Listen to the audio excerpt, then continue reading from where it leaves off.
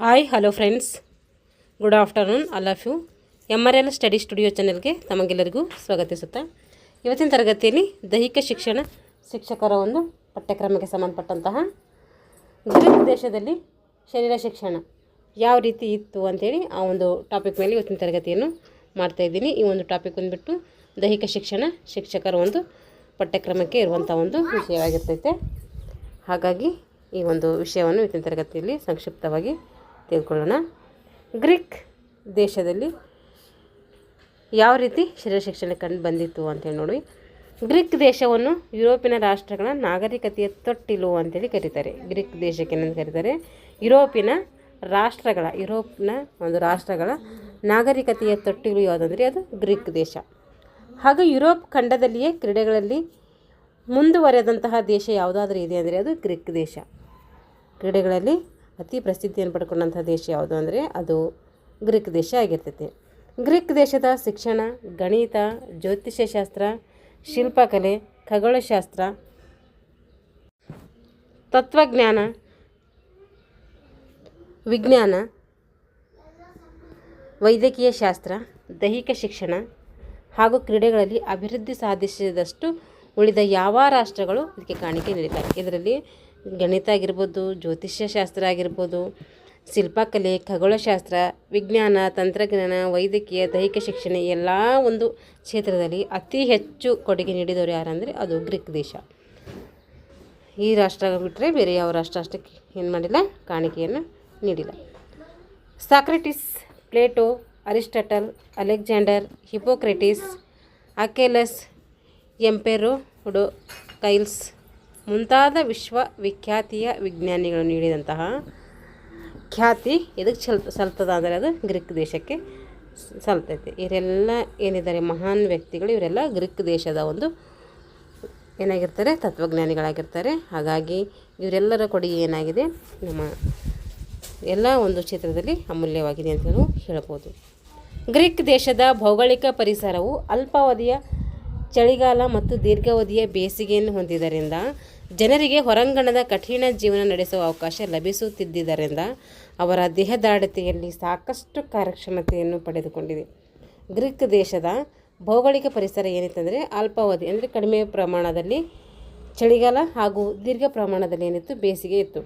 ಹಾಗಾಗಿ ಜನರಿಗೆ ಏನಾಗ್ತಿತ್ತು, ಹೊರಾಂಗಣದ ಕಠಿಣ ಜೀವನ ನಡೆಸುವಂಥ ಅವಕಾಶ ಲಭಿಸ್ತಾ ಇತ್ತು. ಅದರಿಂದ ಅವ್ರ ದೇಹದಾಢ್ಯತೆ ಏನಾಗ್ತಿತ್ತು, ಸಾಕಷ್ಟು ಕಾರ್ಯಕ್ಷಮತೆ ಏನಾಗಿತ್ತು, ಪಡೆದುಕೊಂಡಿತ್ತು. ಗ್ರೀಕ್ ದೇಶದ ಶರೀರ ಶಿಕ್ಷಣವನ್ನು ನಾವೇನು ಮಾಡ್ತೀವಿ, ಮುಖ್ಯವಾಗಿ 4 ಪ್ರಕಾರಗಳಾಗಿ ವಿಂಗಡಣೆ ಮಾಡ್ತೀವಿ. ಆ 4 ಪ್ರಕಾರಗಳು ಯಾವೆಂದರೆ ಹೋಮರ್ನ ಕಾಲದಲ್ಲಿ ಶರೀರ ಶಿಕ್ಷಣ, ಸ್ಪಾಟದಲ್ಲಿ ಶರೀರ ಶಿಕ್ಷಣ, ಅಥೆನ್ಸ್ನಲ್ಲಿ ಶರೀರ ಶಿಕ್ಷಣ ಯಾವ ರೀತಿ ಇತ್ತು, ಪಾಲ್ ಹೆಲೆನಿಕ್ ಉತ್ಸವಗಳು. ಹೋಮರ್ನ ಕಾಲದಲ್ಲಿ ಶರೀರ ಶಿಕ್ಷಣ ಯಾವ ರೀತಿ ಇತ್ತು, ಸ್ಪಾಟದಲ್ಲಿ ಯಾವ ರೀತಿ ಇತ್ತು, ಅಥೆನ್ಸ್ನ ಕಾಲದಲ್ಲಿ ಯಾವುದಿತ್ತು, ಹಾಗೆ ಪಾಲ್ ಹೆಲೆನಿಕ್ಸ್ ಉತ್ಸವಗಳು. ಈ ರೀತಿ 4 ವಿಭಾಗಗಳಾಗಿ ಏನು ಮಾಡ್ತೀವಿ, ಶರೀರ ಶಿಕ್ಷಣವನ್ನು ನಾವು 4 ವಿಧಗಳಾಗಿ ವಿಂಗಡಣೆ ಮಾಡ್ತೀವಿ. ಈಗ ಮುಖ್ಯವಾಗಿ ಹೋಮರನ ಕಾಲದಲ್ಲಿ ಶರೀರ ಶಿಕ್ಷಣ ಯಾವ ರೀತಿ ಇತ್ತು ಅಂತ ನೋಡಿದ್ರೆ, ಹೋಮರ್ ಒಬ್ಬ ಏನಾಗ್ತೀವಿ, ದಂತಕಥೆ ಅಂತ ಒಬ್ಬ ಅಂಧಕವಿ. ಇವನೇನು ಮಾಡ್ತಾನೆ, ಇಲಿಯಡ್ ಮತ್ತು ಓಡಿಸಿ ಎಂಬ 2 ಮಹಾನ್ ಗ್ರಂಥಗಳನ್ನು ಬರೀತಾನೆ. ಇದು ನಮಗೆ ಸಮಾಜ ವಿಜ್ಞಾನದಾಗೂ ಬರ್ತೈತಿ. ಹೋಮರ್ನ ಕೃತಿಗಳು ಇದು 2 ಕಡೆ ಯೂಸ್ ಆಗ್ತೈತಿ.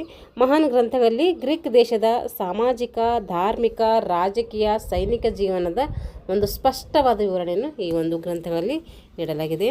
ಹೋಮರನು ಇತಿಹಾಸಕಾರರು, ರಂಗನಟ, ತತ್ವಜ್ಞಾನಿ, ನೀತಿ ಬೋಧಕರಾಗಿದ್ದರು. ಹೋಮರ್ ಏನಾಗಿದೆ ಅಂದರೆ ಇತಿಹಾಸಕಾರರ ಒಂದು ರಂಗನಟ, ತತ್ವಜ್ಞಾನಿ, ನೀತಿ ಬೋಧಕನಾಗಿ ಏನು ಮಾಡಿದ್ನು, ಒಬ್ಬ ಮಾರ್ಗದರ್ಶಕನಾಗಿ ಕಾರ್ಯವನ್ನು ಮಾಡಿದ್ನು.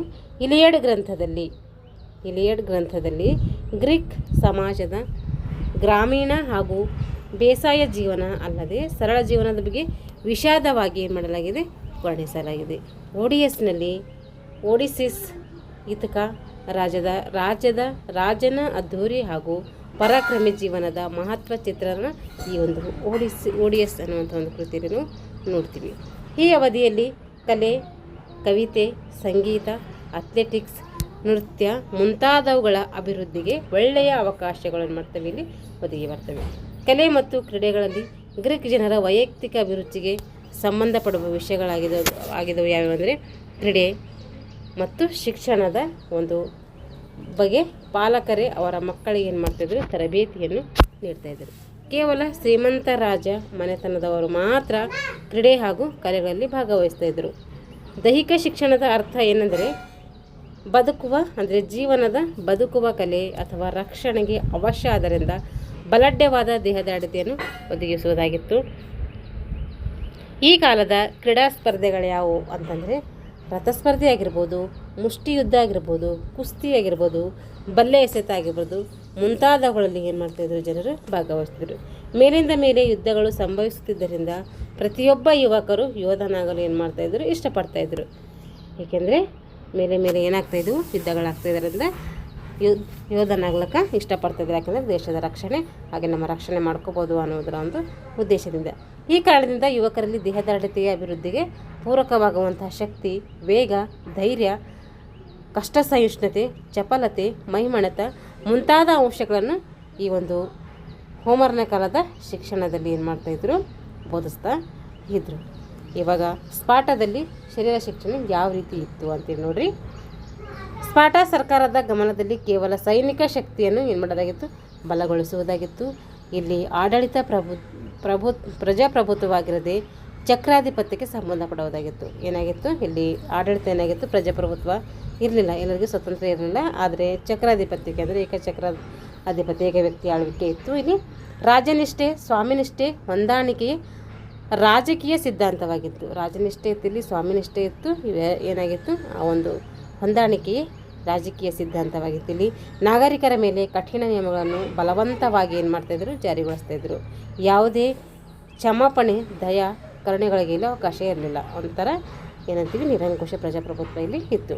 ರಾಜ್ಯದ ಮುಖ್ಯ ಉದ್ದೇಶ ಕೇವಲ ಸೈನಿಕ ಸೇವೆಯನ್ನು ಮಾತ್ರ ಒದಗಿಸುವುದಾಗಿತ್ತ. ರಾಜ್ಯದಲ್ಲಿ ಜನಿಸಿದ ಪ್ರತಿಯೊಂದು ಮಗುವಿನ ದೇಹದ ಅಳತೆ ಪರೀಕ್ಷೆ ನಡೆಸ್ತಿತ್ತು. ಏನು ಮಾಡ್ತಾಯಿದ್ರು ಇಲ್ಲಿ, ರಾಜ್ಯದ ಮುಖ್ಯ ಉದ್ದೇಶ ಏನಾಗಿತ್ತಂದರೆ ಕೇವಲ ಸೈನಿಕ ಸೇವೆಯನ್ನು ಮಾತ್ರ ಒದಗಿಸುವುದಲ್ಲದೆ ರಾಜ್ಯದಲ್ಲಿ ಜನಿಸಿದ ಪ್ರತಿಯೊಂದು ಮಗುವಿನ ದೇಹದ ಅಳತೆ ಪರೀಕ್ಷೆಯನ್ನು ಕೂಡ ಏನು ಮಾಡ್ತಾಯಿದ್ರು, ಅವಾಗ ಮಾಡ್ತಾಯಿದ್ರು. ಜನಿಸಿದ ಮಗು ಆರೋಗ್ಯದಾಯಕವಾಗಿರದಿದ್ದರೆ, ಒಂದು ವೇಳೆ ಜನಿಸಿದಂತಹ ಮಗು ಆರೋಗ್ಯದಾಯಕವಾಗಿಲ್ಲ ಅಂತಂದರೆ ಅಂಥ ಮಗುವನ್ನು ಏನು ಮಾಡ್ತಾಯಿದ್ರು, ಟೈಗೇಟ್ಸ್ ಎಂಬ ಒಂದು ಬೆಟ್ಟದ ಮೇಲೆ ಕಠಿಣವಾದ ನಿಸರ್ಗದ ಪರೀಕ್ಷೆಗೆ ಏನು ಮಾಡ್ತಾಯಿದ್ರು, ಒಡ್ತಾಯಿದ್ರು. 2 ದಿನಗಳ ನಂತರ ಆ ಮಗು ಏನಾದರೂ ಬದುಕುಳಿದಿತ್ತು ಅಂದ್ರೆ ಮಾತ್ರ ಪಾಲಕರಿಗೆ ಒಪ್ಪಿಸ್ತಾಯಿದ್ರು. ಇಲ್ಲಾಂದರೆ ಆ ಮಗು ಏನು ಮಾಡ್ತಿತ್ತು, ಅಲ್ಲೇ ಸಾಯುವಂಥ ಸಂಭವ ಇರ್ತಿತ್ತು. ಆರೋಗ್ಯವಾಗಿದ್ದೀನೋ ಇಲ್ಲ ಅಂತ ಅವರು ಟೆಸ್ಟ್ ಮಾಡ್ಕೋಬೇಕಾದ್ರೆ 2 ದಿವಸ ಏನು ಮಾಡ್ತಾಯಿದ್ರು, ಆ ಬೆಟ್ಟದಲ್ಲಿ ಬಿಡ್ತಾಯಿದ್ರು. ಆ ಒಂದು ಬೆಟ್ಟ ಯಾವುದು ಅಂತ ಮೇಲೆ ಕೇಳ್ತಾರೆ, ಟೈಗೇಟ್ಸ್. ಸ್ಪಾಟದಲ್ಲಿ ಬೆಳೆಸುವ ಅಧಿಕಾರವನ್ನು ನೀಡ್ತಾಯಿದ್ರು. ಅನ್ನೋ 2 ದಿನ ಆಗಿದ್ಮೇಲೆ ಬದುಕುಳಿತಂದರೆ ಆವಾಗ ಆ ಮಗುವನ್ನು ತಂದು ಸ್ಪಾಟ ದೇಶದಲ್ಲಿ ಬೆಳೆಸುವಂಥ ಒಂದು ಅಧಿಕಾರ ನೀಡ್ತಾಯಿದ್ರು. ಬಾಲ್ಯದಲ್ಲಿ ಜನಿಸಿದ ಪ್ರತಿಯೊಂದು ಮಗುವನ್ನು ತನ್ನ ಜನನದಿಂದ 7 ವರ್ಷದವರೆಗೆ ತಮ್ಮ ಪಾಲಕರ ಪೋಷಣೆಯಲ್ಲಿ ಬೆಳೆಸಲಾಗ್ತಾಯಿತ್ತು. ಜನಿಸಿದಂಥ ಮಗು ಜನನದಿಂದ ಹುಟ್ಟಿನಿಂದ 7 ವರ್ಷದವರೆಗೆ ತಮ್ಮ ಪೋಷಕರ ಹತ್ರ ಬೆಳೀತಾ ಇತ್ತು. 7 ವರ್ಷ ಆದಮೇಲೆ ಆ ಬಾಲಕನನ್ನು ತನ್ನ ಪಾಲಕರಿಂದ ಏನು ಮಾಡ್ತಿದ್ರು, ಕಡ್ಡಾಯವಾಗಿ ಬೇರ್ಪಡಿಸಿ ವಿದ್ಯಾರ್ಥಿ ಜೀವನಕ್ಕೆ ಪ್ರವೇಶ ಪಡೆದುಕೊಂಡು ಬೇರೆಕ್ ಎಂಬ ವ್ಯಾಯಾಮ ಶಾಲೆಗೆ ಸೇರಿಸ್ತಾಯಿದ್ರು. 7 ವರ್ಷ ಆದ ಮೇಲೆ ಸ್ಪಾಟದಲ್ಲಿ ಯಾವ ಒಂದು ವ್ಯಾಯಾಮ ಶಾಲೆಗೆ ಸೇರಿಸ್ತಾಯಿದ್ರು ಮಕ್ಕಳನ್ನು ಅಂತಂದರೆ ಬೇರೆಕ್. ಆ ಒಂದು ಶಾಲೆ ಕೇಳ್ತಾರೆ, ಎಕ್ಸಾಮಲ್ಲಿ ನೆನ್ಪಿಟ್ಕೋಬೇಕು. ಬೇರೆಕ್ ಅಂದರೆ ಏನು ಅಂತ ಕೂಡ ಕೇಳ್ತಾರೆ. ಬೇರೆಕ್ ಅಂದರೆ ವ್ಯಾಯಾಮ ಶಾಲೆ ಅಂತ ಅರ್ಥ. ಬೇರೆಕ್ ವ್ಯಾಯಾಮ ಶಾಲೆಯಲ್ಲಿ ಮಕ್ಕಳು ಅವರ ವಯೋಮಾನದ ಪ್ರಕಾರ ವಿವಿಧ ಪಂಗಡಗಳಲ್ಲಿ ಏನು ಮಾಡ್ತಾಯಿದ್ರು, ವಿಂಗಡಣೆ ಮಾಡ್ತಾಯಿದ್ರು. ಪ್ರತಿಯೊಂದು ಪಂಗಡದಲ್ಲಿ 64 ಬಾಲಕರು ಇರ್ತಾಯಿದ್ರು. ಇಂತಹ 4 ಗುಂಪುಗಳಾಗಿ ಮಾಡಿ ಆ ಒಂದು ಗುಂಪಿಗೆ ಏನು ಮಾಡ್ತಾಯಿದ್ರು, ಟ್ರೂಪ್ ಎಂಬ ಒಂದು ಪಂಗಡವನ್ನು ರಚನೆ ಮಾಡ್ತಾಯಿದ್ರು. ಟ್ರೂಪ್ ಪಂಗಡದ ನಾಯಕನ ಹೆಸರು ಏನಂತಂದರೆ ಅದು ಯೂರೇನ್. ಕೇಳ್ತಾರೆ, ಇದನ್ನು ಎಕ್ಸಾಂಪಲ್ ಆಗಿದೆ. ಟ್ರೂಪ್ ಪಂಗಡದ ನಾಯಕನ ಹೆಸರೆಂದರೆ ಯೂರೇನ್. ಯೂರೇನ್ಗಳು ಪಡೋನಸ್ ಎಂಬ ರಾಜ್ಯಾಧಿಕಾರಿಯ ಆಡಳಿತಕ್ಕೆ ಏನು ಮಾಡ್ತಾಯಿದ್ರು, ಒಳಪಡ್ತಾಯಿದ್ರು. ವಿದ್ಯಾರ್ಥಿ ಅವಧಿಯಲ್ಲಿ ಕಠಿಣವಾದಂತಹ ಒಂದು ವಿವಿಧ ಪ್ರಕಾರದ ಚಟುವಟಿಕೆಗಳ ಶಾರೀರಿಕ ತರಬೇತಿಯನ್ನು ಕೂಡ ನೀಡ್ತಾಯಿದ್ರು. ಹಾಗೂ ಹೆಚ್ಚಿನ ಸಮಯವನ್ನು ಈ ತರಬೇತಿಗಾಗಿ ಏನು ಮಾಡ್ತಾಯಿದ್ರು, ಮೀಸಲಿಡ್ತಾಯಿದ್ರು. ಮಾನಸಿಕ, ಆಧ್ಯಾತ್ಮಿಕ, ಬೌದ್ಧಿಕ ಶಿಕ್ಷಣ ಗಳಿಸುವ ಒಂದು ಸುಧಾರಣೆಗೆ ಯಾವುದೇ ಕ್ರಮಗಳಲ್ಲಿ ಜಾರಿಗೊಂಡಿರಲಿಲ್ಲ. ಇಲ್ಲಿ ಪ್ರತಿನಿತ್ಯದ ಶಾರೀರಿಕ ಚಟುವಟಿಕೆಗಳ ತರಬೇತಿಯಲ್ಲಿ ಓಡುವುದು, ಜಿಗಿಯುವುದು ಮತ್ತು ಹಾರುವುದು, ಎಸೆಯುವುದು, ಚಕ್ರ ಹಾಗೂ ಬಲ್ಲೆ ಎಸೆತ, ನೃತ್ಯ, ಕುಸ್ತಿ, ಈಜುವುದು, ನಿಸರ್ಗ ಸಂಚಾರ, ಬೇಟೆ ಮುಂತಾದವುಗಳನ್ನು ಮಾಡ್ತೈತಿ ಇಲ್ಲಿ ಒಳಗೊಂಡಿರ್ತಾಯಿತ್ತು. ಈ ಸಮಯದಲ್ಲಿ ನೃತ್ಯಗಳು, ಜಿಮ್ನಾಸ್ಟಿಕ್, ಸೈನಿಕ ಮತ್ತು ಧಾರ್ಮಿಕ ನೃತ್ಯಗಳು ಅಧಿಕವಾಗಿ ಏನು ಮಾಡ್ತಿದ್ವು, ಜನಪ್ರಿಯತೆಯನ್ನು ಇಲ್ಲಿ ಪಡ್ಕೊಂಡಿದ್ವು. ಸ್ಪಾಟಾ ರಾಜ್ಯದ ಯುವಕರನ್ನು ಮುಂದೆ ಏನು ಮಾಡ್ತಾಯಿದ್ರು, 18ನೇ ವಯಸ್ಸಿಗೆ ಕಡ್ಡಾಯವಾಗಿ ಸೈನಿಕ ಜೀವನಕ್ಕೆ ಸಂಬಂಧಪಡುವ ಕ್ರ್ಯಾಪಿಡಿಯಾ, ಇದನ್ನು ಕೂಡ ಕೇಳ್ತಾರೆ. 18ನೇ ವರ್ಷಕ್ಕೆ ಕಡ್ಡಾಯವಾಗಿ ಸೈನಿಕ ಜೀವನಕ್ಕೆ ಸಂಬಂಧಪಡುವಂತಹ ಕ್ರ್ಯಾಪಿಡಿಯಾ ಎಂಬ ರಹಸ್ಯ ಸೈನ್ಯ ಪಡೆಯಲ್ಲಿ ಏನು ಮಾಡ್ತಾಯಿದ್ರು, ಸೇರ್ಪಡೆ ಮಾಡ್ತಾಯಿದ್ರು. ಸೈನಿಕ ಜೀವನದ ತರಬೇತಿಯಲ್ಲಿ ಸೈನ್ಯಾಧಿಕಾರಿಗಳು ವಿಶೇಷವಾಗಿ ತೋಳು ವ್ಯಾಯಾಮಗಳಿಗೆ ಹೆಚ್ಚಿನ ಗಮನ ನೀಡ್ತಾಯಿದ್ರು. ಹಾಗೂ ಈ ಅವಧಿಯಲ್ಲಿ ಕೃತಕ ಯುದ್ಧದ ಒಂದು ಸನ್ನಿವೇಶಗಳನ್ನು ಕೂಡ ನಿರ್ಮಾಣ ಮಾಡಿ ಅವುಗಳಲ್ಲಿ ಭಾಗವಹಿಸುವ ಅವಕಾಶ ಕೂಡ ನೀಡ್ತಾಯಿದ್ರು. 20ನೇ ವಯಸ್ಸಿಗೆ ಸೈನಿಕ ತರಬೇತಿ ಪಡೆದುಕೊಂಡಂತಹ ಮಗು ಪರಿಪೂರ್ಣ ಯೋಧ ಆಗ್ತಾಯಿತ್ತು. ಅವಾಗ ಮುಂದೆ ಬೇರೆ ವ್ಯಾಯಾಮ ಶಾಲೆಗಳಿಗೆ ತೆರಳಿ ತಮ್ಮ 30ನೇ ವಯಸ್ಸಿನವರೆಗೆ ನಿತ್ಯದ ಶಾರೀರಿಕ ಚಟುವಟಿಕೆಗಳ ತರಬೇತಿಯಲ್ಲಿ ಭಾಗವಹಿಸ್ತಾಯಿತ್ತು. ಈ ಅವಧಿಯಲ್ಲಿ ಯುದ್ಧಗಳೇನಾದರೂ ಬಂದಿದ್ದರೆ ಅಥವಾ ಸಂಭವಿಸಿದರೆ ಯುವಕರನ್ನು ದಾಳಿಗೆ ಏನು ಮಾಡಲಿಕ್ಕೆ ಕಳಿಸಲಾಗ್ತಾಯಿತ್ತು. ಆ ರೀತಿ ಏನಾದರೂ ಯುದ್ಧಗಳು ಬಂದು ಅಂದರೆ ಆವಾಗ ಯುದ್ಧ ಮಾಡಲಿಕ್ಕೆ ಕಳಿಸ್ತಾಯಿದ್ರು. ಸ್ಪಾಟಾ ರಾಜ್ಯದ ಯುವಕರನ್ನು ಅವರ 30ನೇ ವಯಸ್ಸಿಗೆ ರಾಜ್ಯದ ಅಧಿಕೃತ ನಾಗರಿಕ ಅಂತೇಳಿ ಪರಿಗಣಿಸ್ತಾಯಿದ್ರು. 30ನೇ ವರ್ಷಕ್ಕೆ ಏನು ಮಾಡ್ತಾಯಿದ್ರು, ಅವರೊಬ್ಬ ನಾಗರಿಕ ಪ್ರಜೆ ಅಂಥೇಳಿ ಏನು ಮಾಡ್ತಾಯಿದ್ರು, ಪರಿಗಣಿಸ್ತಾಯಿದ್ರು. ನಾಗರಿಕ ಜೀವನಕ್ಕೆ ಸಂಬಂಧಪಡುವಂತಹ ಅಸೆಂಬ್ಲಿಯ ಸದಸ್ಯತ್ವವನ್ನು ಅವಾಗ ನೀಡ್ತಾಯಿದ್ರು. 30ನೇ ವರ್ಷಕ್ಕೆ ಅಸೆಂಬ್ಲಿಯ ಸದಸ್ಯತ್ವವನ್ನು ನೀಡ್ತಾರೆ. ಈಗ ನಾವು ಪೌರತ್ವ ಕೊಡ್ತೀವಲ್ಲ ಆ ರೀತಿ ಸದಸ್ಯತ್ವವನ್ನು ಅವ್ರು ಕೊಡ್ತಾಯಿದ್ರು. 50ನೇ ವರ್ಷಕ್ಕೆ ನಿತ್ಯದ ಶಾರೀರಿಕ ಚಟುವಟಿಕೆಯಲ್ಲಿ ಭಾಗವಹಿಸುತ್ತಾ ಬೇರೆ ವ್ಯಾಯಾಮ ಶಾಲೆಗಳಲ್ಲಿ ಇರ್ತಾಯಿದ್ರು. ಆದರೆ ಪ್ರತಿಯೊಬ್ಬ ನಾಗರಿಕರನ್ನು 69ನೇ ವರ್ಷದ ನಂತರ ಸಂಪೂರ್ಣವಾಗಿ ಸೈನಿಕ ಜೀವನದಿಂದ ಏನು ಮಾಡ್ತಿದ್ರು, ನಿವೃತ್ತಿಯನ್ನು ಪಡೆದು ನಂತರ ತನ್ನ ಜೀವನೋಪಾಯಕ್ಕೆ ಯಾವುದೇ ಪ್ರಕಾರದ ವೃತ್ತಿಯಲ್ಲಿ ಏನು ತೊಡಗಿಕೊಳ್ಬಹುದಾಗಿತ್ತು. 69 ವರ್ಷಕ್ಕೆ ಏನು ಮಾಡ್ತಾಯಿದ್ರು, ಅವರಿಗೆ ನಿವೃತ್ತಿಯನ್ನು ಘೋಷಿಸ್ತಾಯಿದ್ರು. ಸ್ಪಾಟದಲ್ಲಿ ಸ್ತ್ರೀಯರು ಬ್ಯಾರಕ್ ಶಾಲೆಗಳಲ್ಲಿ ಇರದೆ ಹಿರಿಯರ ಪೋಷಣೆಯಲ್ಲಿ ಶಿಸ್ತಿನ ಜೀವನದೊಂದಿಗೆ ಬೆಳೀತಾಯಿದ್ರು. ಅವ್ರೇನು ಮಾಡಲ್ಲ, ಸ್ತ್ರೀಯರು ಒಂದು ಬ್ಯಾರಕ್ ಅನ್ನುವಂಥ ಒಂದು ವ್ಯಾಯಾಮ ಶಾಲೆಯಲ್ಲಿ ಇರ್ತಾ ಇರಲಿಲ್ಲ. ಆದರೆ ಅವ್ರೇನು ಮಾಡ್ತಾಯಿದ್ರು, ಹಿರಿಯರ ಒಂದು ಪೋಷಣೆಯಲ್ಲಿ ಬೆಳೀತಾಯಿದ್ರು. ಇವರಿಗೂ ಸಹ ಕಠಿಣವಾದ ಚಟುವಟಿಕೆಗಳಲ್ಲಿ ಏನು ಮಾಡ್ತಾಯಿದ್ರು, ಕಠಿಣ ಚಟುವಟಿಕೆ ನೀಡ್ತಾಯಿದ್ರು. ವಿವಾಹ ಅವಕಾಶವನ್ನು ನೀಡಲಾಗ್ತಾಯಿತ್ತು. ವಿವಾಹದ ನಂತರ ಮಕ್ಕಳಿಗೆ ಜಿಮ್ನಾಸ್ಟಿಕ್, ವಿವಿಧ ಪ್ರಕಾರದ ಧಾರ್ಮಿಕ ನೃತ್ಯಗಳನ್ನು ಕಲಿಸುವ ಕಾರ್ಯದಲ್ಲಿ ತಮ್ಮನ್ನು ತೊಡಗಿಸಿಕೊಳ್ತಾಯಿದ್ರು. ಇವರಿಗೆ ಸಮಾಜದಲ್ಲಿ ಉನ್ನತ ಸ್ಥಾನಮಾನ ಗೌರವ ನೀಡ್ತಾಯಿದ್ರು. ಅವರಿಗೂ ಕೂಡ ಒಂದು ಸ್ಥಾನಮಾನ ಇತ್ತು ಅಂತ ಅರ್ಥ ಇಲ್ಲಿ. ಈಗ ಅಥೆನ್ಸ್ನಲ್ಲಿ ಶರೀರ ಶಿಕ್ಷಣ, ಹೋಮರ್ನ ಕಾಲದಲ್ಲಿ ಶರೀರ ಶಿಕ್ಷಣ, ಸ್ಪಾಟಾದಲ್ಲಿ ಶರೀರ ಶಿಕ್ಷಣ ನೋಡಿದ್ವಿ. ಇವಾಗ ಅಥೆನ್ಸ್ ಕಾಲದಲ್ಲಿ ಯಾವ ರೀತಿ ಶಿಕ್ಷಣ ಇತ್ತು ಅಂತೇಳಿ ನೋಡ್ರಿ. ಅಥೆನ್ಸ್ ಗ್ರೀಕ್ ದೇಶದ ಸಂಸ್ಕೃತಿಯ ಕೇಂದ್ರ ಅಂತೇಳಿ ಕರಿತೀವಿ. ಅಥೆನ್ಸ್ ಮತ್ತು ಸ್ಪಾಟಗಳು ಏನಿದ್ದಾವೆ ಅಂದರೆ ಗ್ರೀಕ್ ದೇಶದ ಎರಡು ಕಣ್ಣುಗಳು. ಅಥೆನ್ಸ್ ಮತ್ತು ಸ್ಪಾಟ ಗ್ರೀಕ್ ದೇಶದ ಎರಡು ಕಣ್ಣುಗಳಾಗಿದ್ದಾವೆ. ಅಥೆನ್ಸ್ ಸಂಪೂರ್ಣ ಪ್ರಜಾಪ್ರಭುತ್ವ ಹೊಂದಿದಂತಹ ದೇಶ ಆಗಿತ್ತು. ಅಲ್ಲಿನೇ ಇರಲಿಲ್ಲ ಸ್ಪಾಟ, ಅದು ಯಾವುದೇ ರೀತಿಯ ಪ್ರಜಾಪ್ರಭುತ್ವ ಹೊಂದಿರಲಿಲ್ಲ. ನಿರಂಕುಶ ಪ್ರಜಾಪ್ರಭುತ್ವ ಇತ್ತು, ನಿರಂಕುಶ ಅಧಿಕಾರಿ ಇತ್ತಲ್ಲಿ. ಆದರೆ ಇದು ಏನಾಗಿತ್ತು, ಪ್ರಜಾಪ್ರಭುತ್ವ ಹೊಂದಿದಂತಹ ಒಂದು ದೇಶವಾಗಿತ್ತು. ಸರ್ಕಾರ ಏನು ಮಾಡ್ತಾಯಿತ್ತು ಅಂದರೆ, ಇಲ್ಲಿ ಸರ್ಕಾರದ ಮುಖ್ಯ ಉದ್ದೇಶ ಏನಾಗಿತ್ತು ಅಂದರೆ ನಾಗರಿಕರ ಒಂದು ಸರ್ವತೋಮುಖ ಅಭಿವೃದ್ಧಿಯ ಬಗ್ಗೆ ಏನು ಮಾಡ್ತಾಯಿದ್ರು, ಚಿಂತನೆ ಮಾಡ್ತಾಯಿತ್ತು. ಇಲ್ಲಿಯ ನಾಗರಿಕರು ಭೌತಿಕ ಅಸಾಧಾರಣ ಶಕ್ತಿಗೆ ಏನಾಗಿದ್ದರು, ಪ್ರಸಿದ್ಧರಾಗಿದ್ದರು. ನಾಗರಿಕರು ತಮ್ಮ ಬಿಡುವಿನ ವೇಳೆಯಲ್ಲಿ ಶಿಲ್ಪಕಲೆ, ತಂತ್ರಜ್ಞಾನ, ಸಂಸ್ಕೃತಿ, ವಿಜ್ಞಾನ ಮುಂತಾದ ವಿಷಯಗಳ ಅಭಿವೃದ್ಧಿಗಾಗಿ ಏನು ಮಾಡ್ತಾಯಿದ್ರು, ಮೀಸಲಿಡ್ತಾಯಿದ್ರು. ರಾಜ್ಯದ ಮುಖ್ಯ ಉದ್ದೇಶ ಏನಾಗಿತ್ತು ಇಲ್ಲಂದರೆ ವಿಶಾಲ ಮನೋಭಾವನೆ ಹೊಂದಿದಂತಹ ಮೇಧಾವಿಗಳನ್ನು ಸಿದ್ಧಪಡಿಸುವುದು ಆಗಿತ್ತು. ಇಲ್ಲಿ ಸರ್ಕಾರದ ಮುಖ್ಯ ಉದ್ದೇಶ ರಾಜ್ಯವನ್ನು ಕಲ್ಯಾಣ ರಾಜ್ಯವನ್ನಾಗಿ ಮಾಡಬೇಕು ಅನ್ನೋದು ಇದರ ಮುಖ್ಯ ಉದ್ದೇಶ ಆಗಿತ್ತು. ಅಥೆನ್ಸ್ ಸರ್ಕಾರದ ದೃಷ್ಟಿಯಲ್ಲಿ ದೈಹಿಕ ಶಿಕ್ಷಣ ಅಂತಂದರೆ ಸಾಮಾನ್ಯ ಶಿಕ್ಷಣದ ಒಂದು ಅವಿಭಾಜ್ಯ ಅಂಗ ಅಂತೇಳಿ ತಿಳಿಯಲಾಗಿತ್ತು. ಇಲ್ಲಿಯೂ ಸಹ ಜನಿಸಿದಂಥ ಪ್ರತಿಯೊಂದು ಮಗುವನ್ನು ಕೂಡ ಏನು ಮಾಡ್ತಿದ್ರು, ದೇಹದ ಅಳತೆ ಪರೀಕ್ಷೆ, ಇಲ್ಲೂ ಕೂಡ ದೇಹದ ಅಳತೆ ಪರೀಕ್ಷೆ ಇತ್ತು. ಇಲ್ಲಿ ಜನಿಸಿದಂಥ ಮಗು ಆರೋಗ್ಯಹೀನವಾಗಿದ್ದರೆ ಅಂಥ ಮಗುವಿಗೆ ಪಾಲಕರಿಂದಲೇ ಅಥವಾ ತಂದೆ ತಾಯಿಗಳಿಂದ ಏನು ಮಾಡ್ತಿದ್ರು, ಅವನತಿಯನ್ನು ನೀಡ್ತಾಯಿದ್ರು. ಅಂದರೆ ಅವ್ರ ತಂದೆ ತಾಯಿನೇ ಅವರಿಗೆ ಏನಾದರೂ ಶಿಕ್ಷೆ ಕೊಟ್ಟು ಸಾಯಿಸಬೇಕಾಗಿತ್ತು ಅಂತ ಅರ್ಥ ಇಲ್ಲಿ. ಆರೋಗ್ಯಪೂರ್ಣ ಮಗುವಿಗೆ ಮಾತ್ರ ಅಥೆನ್ಸ್ನಲ್ಲಿ ಜೀವಿಸುವಂಥ ಅಧಿಕಾರ ಇತ್ತು. ಮಗುವು ತನ್ನ ಜನನವಾದಂಥ 7 ವರ್ಷದ ಬಾಲ್ಯದ ಒಂದು ಜೀವನವನ್ನು ಪಾಲಕರ ಪೋಷಣೆಯಲ್ಲಿ ಬೆಳೀತಾಯಿತ್ತು. ಅಲ್ಲಿ ಇಲ್ಲಿ ಸೇಮ್ ಇದೆ ಇದು. ಮಗು ತನ್ನ ಸ್ನೇಹಿತರೊಡನೆ ಕಣ್ಣು ಮುಚ್ಚಾಲೆ, ಪತಂಗಗಳನ್ನು ಹಾರಿಸುವುದು, ಬುಗುರಿ ಆಟ, ಗಿಡಮರ ಆಟ ಮುಂತಾದ ಮನೋಲ್ಲಾಸ ಚಟುವಟಿಕೆಯಲ್ಲಿ ಆಡುವಂಥ ಅವಕಾಶ ಇಲ್ಲಿ ನೀಡಿದರು ಅವರು. ಅಥೆನ್ಸ್ನಲ್ಲಿ ವಿದ್ಯಾರ್ಥಿ ಜೀವನವು 7 ವರ್ಷದಿಂದ ಪ್ರಾರಂಭ ಆಗ್ತೈತಿ. 7 ವರ್ಷದ ಗಂಟ ಏನು ಮಾಡ್ತಿದ್ರು, ತಂದೆ ತಾಯಿ ಈ ಒಂದು ನೆರವಿನಲ್ಲಿ ಇರ್ತಾಯಿದ್ರು. 7 ವರ್ಷ ಆಗಿದ ಮೇಲೆ ವಿದ್ಯಾರ್ಥಿ ಜೀವನ ಪ್ರಾರಂಭ ಆಗ್ತಾಯಿತ್ತು. ಇಲ್ಲಿ ಮನೆಯಿಂದಲೇ ಪ್ರತಿದಿನ ತಪ್ಪದೆ ಏನು ಮಾಡಬೇಕು, ಶಾಲೆಗೆ ಹೋಗಬೇಕಾಗಿತ್ತು. ಇಲ್ಲಿ ಮನೆಯಿಂದ ಹೋಗಬೇಕಾಗಿತ್ತು, ಅಲ್ಲಿ ಬೇರೆ ಕಂಬ ವ್ಯಾಯಾಮ ಶಾಲೆಯಲ್ಲಿ ಇದ್ದು ಹೋಗಬೇಕಾಗಿತ್ತು. ಈ ಅವಧಿಯಲ್ಲಿ ದೈಹಿಕ, ಮಾನಸಿಕ, ನೈತಿಕ ವಿಷಯಗಳಿಗೆ ಸಂಬಂಧಿಸಿದ ಶಿಕ್ಷಣ ನೀಡ್ತಾ ಇದ್ರು. ಇಲ್ಲಿಯ ಶಿಕ್ಷಣ ಮುಖ್ಯ ಉದ್ದೇಶ ಏನಾಗಿತ್ತು ಅಂದರೆ ಬಾಲಕರನ್ನು ಸಾಮಾಜಿಕ, ರಾಜಕೀಯ, ಸೈನಿಕ, ಧಾರ್ಮಿಕ ಜೀವನಗಳಿಗೆ ಹೊಂದಾಣಿಕೆಯಾಗುವಂಥ ಗುಣಗಳನ್ನು ಬೆಳೆಸಬಹುದಾಗಿತ್ತು. ಶಿಕ್ಷಣದ ವ್ಯಾಸಂಗ ಕ್ರಮದಲ್ಲಿ ಜಿಮ್ನಾಸ್ಟಿಕ್ ಆಗಿರ್ಬೋದು, ವ್ಯಾಯಾಮ ಆಗಿರ್ಬೋದು, ವ್ಯಾಕರಣ ಮತ್ತು ಸಂಗೀತ ವಿಷಯಗಳಲ್ಲಿ ಅಳವಡಿಸಲಾಗ್ತಿತ್ತು. ಇಂತಹ ಶಿಕ್ಷಣವನ್ನು ಎಲ್ಲಿ ಕೊಡ್ತಾ ಇದ್ರು ಇವರಿಗೆ ಅಂತಂದರೆ ಪ್ಯಾಲೇಸ್ಟ್ರಿಯಾ ಮತ್ತು ದಿದ್ಯಾಸ್ಕಲಂ ಅನ್ನುವಂಥ ಒಂದು ಶಾಲೆಗಳಲ್ಲಿ ಏನು ಮಾಡ್ತಾಯಿದ್ರು, ಬೋಧಿಸ್ತಾಯಿದ್ರು.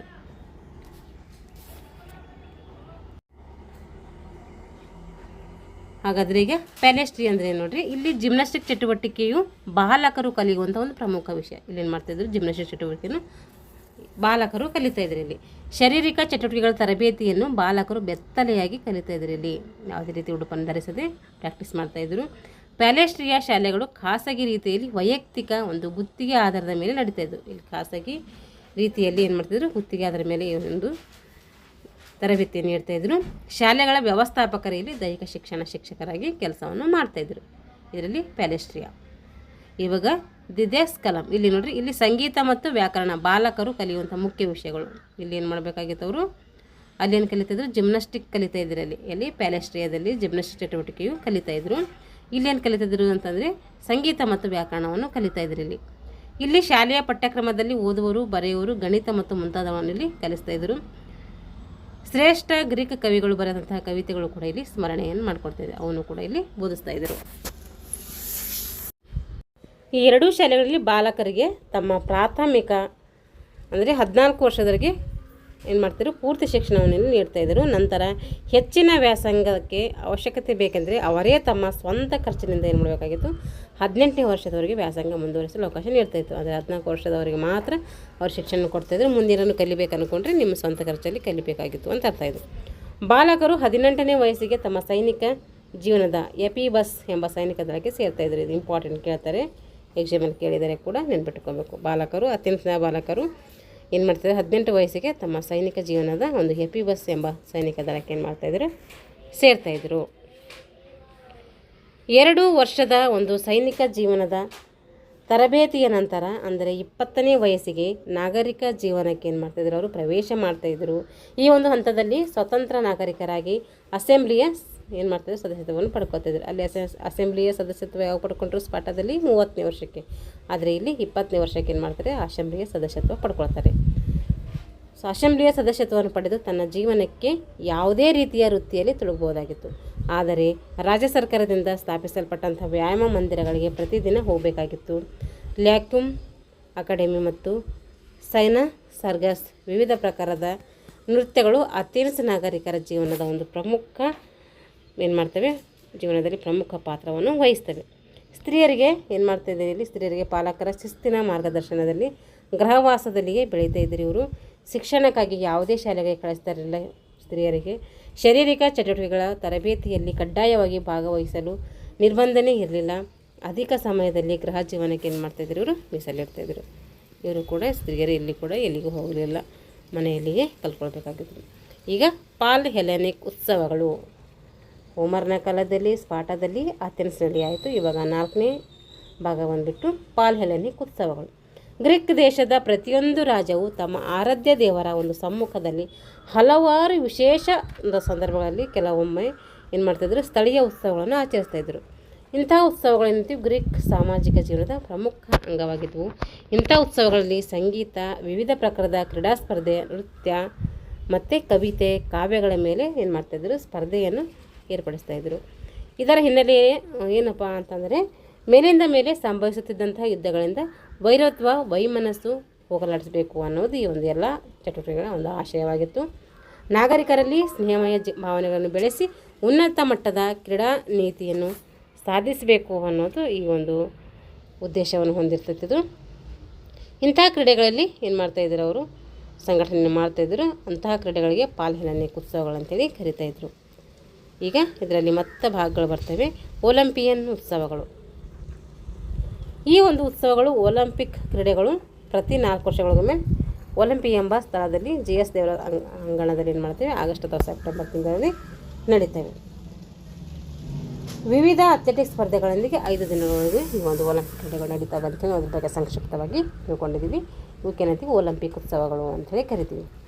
ಈಗ ಇಸ್ತಿಮಿಯನ್ ಈ ಉತ್ಸವಗಳು ಒಲಿಂಪಿಕ್ ಉತ್ಸವಗಳು ನಡೆದಂತಹ 2ನೇ ಹಾಗೂ 4ನೇ ವರ್ಷದಲ್ಲಿ ಸಮುದ್ರ ದೇವತೆಯಾದಂಥ ಪೋಜಿಡಾನ್ ಒಂದು ಸಮ್ಮುಖದಲ್ಲಿ ಮಾಡ್ತಾಯಿದ್ರು. ಏನು ಒಲಿಂಪಿಕ್ ಕ್ರೀಡೆಗಳು 4 ವರ್ಷಕ್ಕೊಮ್ಮೆ ನಡೀತಾವಲ್ಲ, ಒಲಿಂಪಿಕ್ ಕ್ರೀಡೆ ಆದಂತಹ 2ನೇ ವರ್ಷಕ್ಕೆ ಮತ್ತು 4ನೇ ವರ್ಷಕ್ಕೆ ಏನು ಮಾಡ್ತಾಯಿದ್ರು, ಪೋಜಿಡಾನ್ ಎಂಬ ದೇವರ ಸಮ್ಮುಖದಲ್ಲಿ ಅಥ್ಲೆಟಿಕ್ಸು, ಕುದುರೆ ಸವಾರಿ, ಬಲ್ಲೆ ಎಸೆತ, ಮುಷ್ಟಿಯುದ್ಧ ಮುಂತಾದ ಸ್ಪರ್ಧೆಗಳನ್ನು ಏನು ಮಾಡ್ತಾಯಿದ್ರು, ಕೋರಿಂಥ ಎಂಬ ಒಂದು ಸ್ಥಳದಲ್ಲಿ ಸಂಘಟನೆ ಮಾಡ್ತಾಯಿದ್ರು. ಕೋರಿಂಥ್ ಎಂಬ ಸ್ಥಳದಲ್ಲಿ ಸಂಘಟನೆ ಮಾಡ್ತಾಯಿದ್ದಂಥ ಉತ್ಸವಗಳು ಯಾವಂದರೆ ಇಸ್ತಿಮಿಯನ್ ಉತ್ಸವಗಳು. ಇವನು ಎಕ್ಸಾಮಲ್ಲಿ ಕೇಳಿದರೆ ನೆನಪಿಟ್ಕೋಬೇಕು. ಈಗ 3ನೇ ಉತ್ಸವ ಬಂದುಬಿಟ್ಟು ಪೈಥಿಯನ್ ಉತ್ಸವಗಳು. ಈ ಉತ್ಸವಗಳು ಒಲಿಂಪಿಕ್ ಕ್ರೀಡೆಗಳಲ್ಲಿ ನಡೆದಂಥ 3ನೇ ವರ್ಷದಲ್ಲಿ, ಅವು 2ನೇ ವರ್ಷ ನಡೆದರೆ 3ನೇ ವರ್ಷದಲ್ಲಿ ಸಂಘಟನೆ ಮಾಡ್ತಾಯಿದ್ರು. ಗ್ರೀಕ್ ದೇಶದ 2ನೇ ಪ್ರಮುಖವಾದಂತಹ ಪೈಥಿಯನ್ ಉತ್ಸವಗಳಲ್ಲಿ ಮೊದಲು ಕೇವಲ ಏನು ಮಾಡ್ತಾಯಿದ್ರು, ಸಂಗೀತದ ಮೇಲೆ ಸ್ಪರ್ಧೆಗಳು ಮಾಡ್ತಾಯಿದ್ರು. ಡೆಲ್ಲಿ ಎಂಬಲ್ಲಿ ಅಪೋಲೋ ಎಂಬ ದೇವರ ಸಮ್ಮುಖದಲ್ಲಿ ಈ ಒಂದು ಕ್ರೀಡೆಗಳು ಪೈಥಿಯನ್ ಉತ್ಸವ ನಡೀತಾಯಿದ್ದು. ಮುಂದೆ ಉತ್ಸವಗಳ ಸಂಘಟನೆಯಲ್ಲಿ ಬದಲಾವಣೆಯಾಗಿ ರಥಸ್ಪರ್ಧೆ, ಕುದುರೆ ಸ್ಪರ್ಧೆ ಮುಂತಾದ ಸ್ಪರ್ಧೆಗಳು ಕೂಡ ಏನು ಮಾಡ್ತಿದ್ರು, ಸಂಘಟನೆಯಲ್ಲಿ ಸೇರ್ಪಡೆ ಮಾಡ್ತಾಯಿದ್ರು. ಇವಾಗ ನೇಮಿಯನ್ ಉತ್ಸವಗಳು. ಈ ನೇಮಿಯನ್ ಉತ್ಸವಗಳು ಪ್ರತಿ 2 ವರ್ಷಗಳಿಗೊಮ್ಮೆ ಜಿಯಸ್ ದೇವರ ಒಂದು ಸಮ್ಮುಖದಲ್ಲಿ ಅಗೊಲ್ಲೋಸ್ ಎಂಬಲ್ಲಿ ಏನು ಮಾಡ್ತಾಯಿದ್ರು, ಏರ್ಪಾಡು ಮಾಡ್ತಾಯಿದ್ರು. ಒಲಿಂಪಿಯನ್ ಉತ್ಸವಗಳಲ್ಲಿ ಸಂಘಟಿಸಲಾಗುತ್ತಿದ್ದ ಸ್ಥಳಗಳನ್ನು ಅಥವಾ ಸ್ಪರ್ಧೆಗಳನ್ನು ಇಲ್ಲಿ ಸಂಘಟನೆ ಮಾಡಿ ಒಲಿಂಪಿಕ್ಸ್ನಲ್ಲಿ ನಡೆಸ್ತಾವೆ ಅವೆಲ್ಲ ಇಲ್ಲಿ ನಡೆಸ್ತಾಯಿದ್ರು. ಈ ಉತ್ಸವಗಳಲ್ಲಿ ವಿಜೇತರಾದವರಿಗೆ ಪಾರ್ಸಲ್ ಮರದ ಎಲೆಗಳಿಂದ ಸಿದ್ಧಪಡಿಸಿದಂಥ ಕಿರೀಟವನ್ನು ಏನು ಮಾಡ್ತಾಯಿದ್ರು, ನೀಡಿ ಸನ್ಮಾನಿಸ್ತಾಯಿದ್ರು. ಒಲಿಂಪಿಕ್ಸ್ನಲ್ಲಿ ಆಲಿವ್ ಮರದ ಒಂದು ಎಲೆಗಳ ಕಿರೀಟ ನೀಡ್ತಾಯಿದ್ದಾರಲ್ಲ, ಹಾಗೆ ಒಂದು ನೇಮಿಯನ್ ಉತ್ಸವಗಳಲ್ಲಿ ಪಾರ್ಸಲ್ ಮರದ ಎಲೆಗಳಿಂದ ಸಿದ್ಧಪಡಿಸಿದ ಒಂದು ಕಿರೀಟವನ್ನು ನೀಡ್ತಾಯಿದ್ರು. ಪ್ಲೇಟೋ, ಅರಿಸ್ಟಾಟಲ್, ಹಿಪಕ್ರಟಿಸ್ ರವರು ಗ್ರೀಕ್ ದೇಶದ ಶರೀರ ಶಿಕ್ಷಣದ ಬಗ್ಗೆ ಪ್ರಪಂಚದಲ್ಲಿ ದೇಹದಾಢ್ಯತೆಯುಳ್ಳ ವ್ಯಕ್ತಿಗಳು ಮಾತ್ರ ಜೀವನದಲ್ಲಿ ಸಂತೋಷದಿಂದ ತೃಪ್ತಿಯಿಂದ ಬದುಕಲು ಸಾಧ್ಯ ಅಂಥೇಳಿ ಅವ್ರು ಹೇಳ್ತಾರೆ. ಈಗ ಸಾಕ್ರೆಟಿಸ್ ನೋಡ್ರಿ, ಸಾಕ್ರೆಟಿಸ್ ಏನು ಹೇಳ್ತಾನಂದರೆ, ಪ್ರಪಂಚದಲ್ಲಿ ಪ್ರತಿಯೊಬ್ಬ ವ್ಯಕ್ತಿಗೂ ತನ್ನ ದೈಹಿಕ ಸಾಮರ್ಥ್ಯದ ಬಗ್ಗೆ ಸಂಪೂರ್ಣ ಜ್ಞಾನ ಇರಬೇಕು. ಪ್ರಪಂಚದಲ್ಲಿರುವಂಥ ಪ್ರತಿಯೊಬ್ಬ ವ್ಯಕ್ತಿಗೂ ತನ್ನ ದೈಹಿಕ ಸಾಮರ್ಥ್ಯ ಏನಿದೆಯೋ ಅದ್ರ ಬಗ್ಗೆ ಸಂಪೂರ್ಣ ಜ್ಞಾನ ಇರಬೇಕು. ವ್ಯಕ್ತಿಯು ತನ್ನ ಶರೀರದ ಅಪಾರ ಶಕ್ತಿಯನ್ನು ತಿಳಿಯದೆ ವೃದ್ಧಾಪಗೊಂಡ್ರೆ ಅದು ನಿಜವಾದ ದುಃಖಕರ ಸಂಗತಿ ಅಂತೇಳಿ ಅವ್ರು ಹೇಳ್ತಾರೆ. ಆರೋಗ್ಯ ಇದ್ದಲ್ಲಿ ಅಪಾಯ ಕಡಿಮೆ ಅಂದರೆ ಆರೋಗ್ಯವು ಭಾಗ್ಯ ಅನ್ನುವಂಥ ಒಂದು ಇಲ್ಲಿ ಗಾದೆ ಏನಾಗ್ತೈತಿ, ಅನ್ವಯ ಆಗ್ತೈತಿ. ಈಗ ಅರಿಸ್ಟಾಟಲ್ ಇವರ ಪ್ರಕಾರ ಮಾನವನ ದೇಹ ಮತ್ತು ಆತ್ಮ ಪರಸ್ಪರ ಕೂಡಿ ಕೆಲಸ ಮಾಡ್ತವೆ ಅಂತ ಹೇಳ್ತಾರೆ. ಇವರು ಏನು ಹೇಳ್ತಾರೆ ಅಂದರೆ, ವ್ಯಕ್ತಿಯ ಸರ್ವತೋಮುಖ ಬೆಳವಣಿಗೆಗೆ ಈ 3 ಅಂಶಗಳು ಅತಿ ಹೆಚ್ಚು ಅವಶ್ಯಕವಾಗಿವೆ ಅಂತ ಹೇಳ್ತಾರೆ. ಒಂದು, ದೇಹದಾಢ್ಯತೆ ಆಗಬೇಕಂದ್ರೆ ಜಿಮ್ನಾಸ್ಟಿಕ್ ಬಳಸ್ಕೋಬೇಕು. ಮಾನಸಿಕ ವಿಕಾಸ ಏನಾದರೂ ಆಗಬೇಕು ಅಂದರೆ ವ್ಯಾಕರಣ ಕಲಿಬೇಕು. ಆತ್ಮಾನಂದಕ್ಕೆ ಏನಾದರೂ ಖುಷಿ ತರಬೇಕಾದ್ರೆ ಸಂಗೀತ ಕಲಿಬೇಕು ಅಂತೇಳಿ ಹೇಳ್ತಾರೆ. ದೇಹದಾಢ್ಯತೆಗೆ ಜಿಮ್ನಾಸ್ಟಿಕ್, ಮಾನಸಿಕ ವಿಕಾಸಕ್ಕೆ ವ್ಯಾಕರಣ, ಆತ್ಮಾನಂದಕ್ಕೆ ಸಂಗೀತ, ಈ 3 ಅಂಶಗಳು ಏನು ಮಾಡ್ತಾರೆ ಇವರು ಒತ್ತಿ ಹೇಳ್ತಾರೆ. ಇವಾಗ ಪ್ಲೇಟೋ, ಇವರ ಮೂಲ ಹೆಸರು ಏನಂದರೆ ಅರಿಸ್ಟಾಟಲ್ ಅಂತೇಳಿ ಕರಿತೀವಿ. ಇವರ ಒಂದು ಯುವ ಜೀವನದಲ್ಲಿ ಜಿಮ್ನಾಸ್ಟಿಕ್ ಚಟುವಟಿಕೆಗಳಿಗೆ ಮತ್ತು ಸಂಗೀತಕ್ಕೆ ಹೆಚ್ಚಿನ ಪ್ರಾಧಾನ್ಯತೆಯನ್ನು ನೀಡಿದರು. ಇವರಿಗೆ ಭುಜಗಳು ಅಗಲವಿರೋದ್ರಿಂದ ಇವರಿಗೆ ಪ್ಲೇಟೋ ಎಂಬ ಹೆಸರು ಬಂತು. ಇವರು ಮೂಲ ಹೆಸರು ಕೇಳಿದರೆ ಅರಿಸ್ಟಾಟಲ್ ಅಂಥೇಳಿ ನಾವು ಕರಿಬೇಕು, ಅರಿಸ್ಟಾಟಲ್ ಅಂತೇಳಿ. ಇವಾಗ ಹಿಪೋಕ್ರೇಟಿಸ್, ಜನರು ಇವರನ್ನು ಏನಂತಾರೆ, ಔಷಧ ತಜ್ಞ ಅಂಥೇಳಿ ಕರಿತೀವಿ. ಅಂದರೆ ವೈದ್ಯಶಾಸ್ತ್ರ ಪಿತಾಮಹ ಅಂತ ಕೂಡ ಇವರನ್ನು ನಾವು ಕರಿತೀವಿ. ಜನರು ಇವರನ್ನು ಔಷಧ ತಜ್ಞ ರೋಗಗಳನ್ನು ನಿವಾರಿಸುವಂಥ ವನಸ್ಪತಿಗಳ ಪಿತಾಮಹ ಅಂತೇಳಿ ಕರೀತಾರೆ. ಮಾನವನ ಕಾಯಿಲೆ ದೌರ್ಬಲ್ಯವನ್ನು ಏನು ಮಾಡ್ತಿರ್ತದೆ, ಸೂಕ್ತವಾದಂಥ ವ್ಯಾಯಾಮಗಳನ್ನು ಗುಣಪಡಿಸಬಹುದು ಎಂಬುದು ಇವರ ಒಂದು ಅಭಿಪ್ರಾಯ ಆಗಿತ್ತು. ಆದರೆ ವ್ಯಕ್ತಿಗಳಿಗೆ ಅಪಾಯವುಂಟು ಮಾಡುವಂತಹ ಕ್ರೀಡಾ ಚಟುವಟಿಕೆಗಳನ್ನು ಸ್ಪರ್ಧೆಯಿಂದ ದೂರವಿಡಬೇಕೆಂಬುದು ಕೂಡ ಇವರು ಏನು ಮಾಡ್ತಾಯಿದ್ರು, ವಿಚಾರವನ್ನು ಜಾರಿಗೆ ತರ್ತಾಯಿದ್ರು. ಯಾವೊಂದು ವ್ಯಕ್ತಿಗಳಿಗೆ ಅಪಾಯವನ್ನು ಉಂಟು ಮಾಡ್ತಾವೋ ಯಾವ ಕ್ರೀಡೆ, ಆ ಒಂದು ಕ್ರೀಡೆಯನ್ನು ನೋಡಬೇಕು ನಾವು ದೂರ ಇಡಬೇಕು ಅಂತೇಳಿ ಅವರು ತಮ್ಮ ವಿಚಾರವನ್ನು ಕೂಡ ವ್ಯಕ್ತಪಡಿಸ್ತಾರೆ. ಇವೆಲ್ಲ ನಾವು ಸಂಕ್ಷಿಪ್ತವಾಗಿ ನೋಡಿದ್ದೀವಿ. ಎಲ್ಲದರ ಬಗ್ಗೆಯೂ ಕೂಡ ನೀವು ಓದ್ಕೊಂಡು ನೋಟ್ಸ್ ಮಾಡ್ಕೊಳ್ಳಿ, ಯಾಕೆಂದರೆ ಇಂಪಾರ್ಟೆಂಟು. ಇದ್ರ ಮೇಲೆ ಹಲವಾರು ಕ್ವಶನ್ಸ್ಗಳು ಓಲ್ಡ್ ಕ್ವಶನ್ ಪೇಪರ್ ಬಳಿ ಆಗಿದ್ದಾವೆ. ಓಲ್ಡ್ ಕ್ವಶನ್ ಪೇಪರು ನಾವೇನು ಮಾಡಿದ್ದೀನಿ, 2002ರಿಂದ 2012 ಎಲ್ಲ ಸಂಕ್ಷಿಪ್ತವಾಗಿ ಬಿಡಿಸಿದ್ದೀನಿ. 2015 ಬಿಡಿಸ್ಬೇಕು, ಅದು ನನ್ನ ಬುಕ್ಸಲ್ಲಿ ಇಲ್ಲದಂಥ ಕಾರಣದಿಂದ ನಾನು ಬಿಡಿಸಿಲ್ಲ. ಬೇರೆ ಎಲ್ಲಾದರೂ ಸಿಕ್ಕಿದ್ರೆ ಅದೊಂದು ಕೂಡ ಬಿಡಿಸಾಕ್ತೀನಿ. ಯಾರೆಲ್ಲ ದೈಹಿಕ ಶಿಕ್ಷಕರಿಗೆ ಒಂದು ಪ್ರಿಪ್ರೇಷನ್ ಮಾಡ್ತಾಯಿದ್ದೀರೋ ಅವರು ಎಲ್ಲ ತರಗತಿಗಳನ್ನು ಬಳಸ್ಕೊಳ್ಳಿ. ನಾನು ದೈಹಿಕ ಶಿಕ್ಷಣಕ್ಕೆ ಸಂಬಂಧಪಟ್ಟಂತಹ ಹಲವಾರು ವಿಡಿಯೋಗಳನ್ನು ನಮ್ಮ ಚಾನಲಲ್ಲಿ ಮಾಡಾಕಿದ್ದೀನಿ. ಯಾರೆಲ್ಲ ನಮ್ಮ ಚಾನಲನ್ನು ಸಬ್ಸ್ಕ್ರೈಬ್ ಮಾಡ್ಕೊಂಡಿಲ್ವೋ ಚಾನಲನ್ನು ಸಬ್ಸ್ಕ್ರೈಬ್ ಮಾಡಿಕೊಂಡು ವಿಡಿಯೋಗಳನ್ನು ವಾಚ್ ಮಾಡಿ ಅಂತ ಹೇಳ್ತಾ ಇಲ್ಲಿಗೆ ಈ ತರಗತಿಯನ್ನು ಮುಗಿಸ್ತಾ ಇದ್ದೀನಿ. ಎಲ್ಲರಿಗೂ ಧನ್ಯವಾದಗಳು.